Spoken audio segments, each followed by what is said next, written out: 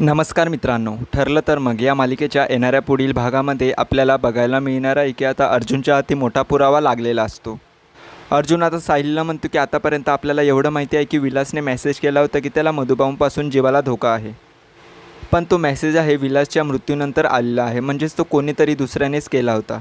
त्यावर चैतन्य म्हणतो की अरे अर्जुन, मग हे तर स्पष्ट होते की त्या ठिकाणी रात्री 3 नाही तर 4 लोक होते. मधुभाऊ, विलास आणि साक्षीसोबत तिथे आणखीन एक चौथी व्यक्ती होती, ती या सगळ्यांमध्ये मिळाली आहे. त्यावर अर्जुन आता चैतन्याला म्हणतो की एकदम राईट, ही तीच व्यक्ती आहे जिने मधुभाऊंच्या डोक्यात देखील मारलं होतं. डोक्याला मार लागल्यानंतर मधुभाऊ तिथे बेशुद्ध पडले आणि त्यानंतरच त्या सगळ्यांनी हा इथे प्लॅन रचला. त्यानंतर अर्जुन म्हणतो की नो डाऊट ती चौथी व्यक्ती म्हणजेच प्रिया असणार आहे आणि तो मेसेज देखील प्रियानेच केला असेल असंही मला वाटतं. त्यावर सायली म्हणते की अहो मला पण हेच वाटतंय. प्रिया त्या साक्षीची साथ देण्यासाठी काहीही करू शकते आणि ती तर मधुभाऊंना अडकवायलाच निघाली आहे. त्यावर चैतन्य म्हणतो की अहो तुमचं सगळं बरोबर आहे, पण आपल्याकडे पुरावा नाही आहे. त्यावर अर्जुन म्हणतो की अरे आता टेन्शन नको, आपल्याला आता प्रियाच्या विरोधात नक्कीच पुरावा भेटेल. त्या मुलीने खोटी स्टेटमेंट देऊन ती स्वतःच्याच प्लॅनमध्ये अडकली आहे. तिने सांगितलं होतं की त्या टेबलाच्या मागे लपली होती, पण तिथून काहीच दिसत नाही. आता तुम्ही कोर्टात बघा मी त्या मुलीला कसं अडकवतो. तिचं जे काही सत्य आहे ना ते सगळं मी आता बाहेर काढणार. त्यावर सायली म्हणते की पण अगर आपण हेच सत्य प्रियाच्या तोंडून काढलं तर आपल्यासाठी खूप बरं होईल आणि हे सगळं झाल्यानंतर मधुभाऊंना कोणीही पुन्हा जेलमध्ये टाकू शकत नाही. त्यावर अर्जुन म्हणतो की माझ्याकडे एक प्लॅन आहे. त्यानंतर आता अर्जुन सायली एक प्लॅन बनवतात की ते प्रियाला आता त्यांच्या प्लॅनमध्ये अडकवून तिच्याकडून सगळं काही सत्य बाहेर काढणार. सायली अर्जुन आता वेषांतर करून म्हणजेच ते आता दामिनी वकीलचे सहकारी बनून प्रियाला एका क्लबमध्ये घेऊन जातात. तर प्रियाला असं वाटत असते की हे दामिनी वकीलचीच माणसं आहे, त्यामुळे तीसुद्धा त्यांच्यासोबत कम्फर्टेबली बोलत असते. तर क्लबमध्ये बसून आता अर्जुन केसबद्दल प्रियाशी बोलू लागतो. तर आता प्रियाला तो दारूही पाजतो.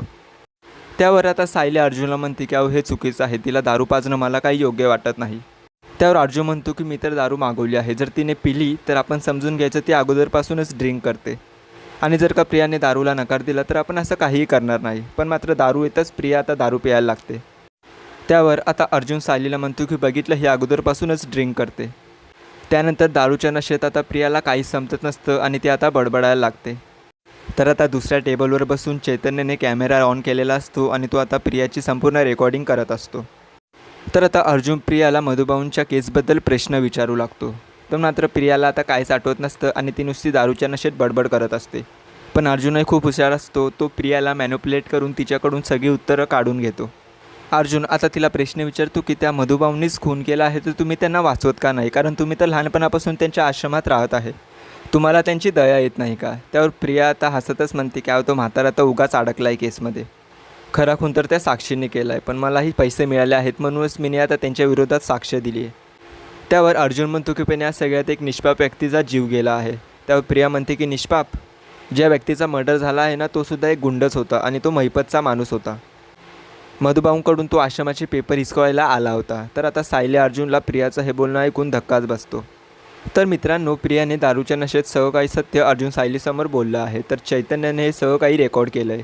तर मित्रांनो, मालिकेचे आता पुढील भाग खूपच इंटरेस्टिंग असणार आहेत. अर्जुन कशाप्रकारे हे सगळे पुरावे कोर्टात सादर करतो आणि प्रिया साक्षीला शिक्षा देतो हे पाहणं खूपच रंजकदार ठरेल. अशाच पुढील भागांचे अपडेट जाणून घेण्यासाठी चॅनलला सबस्क्राईब करा.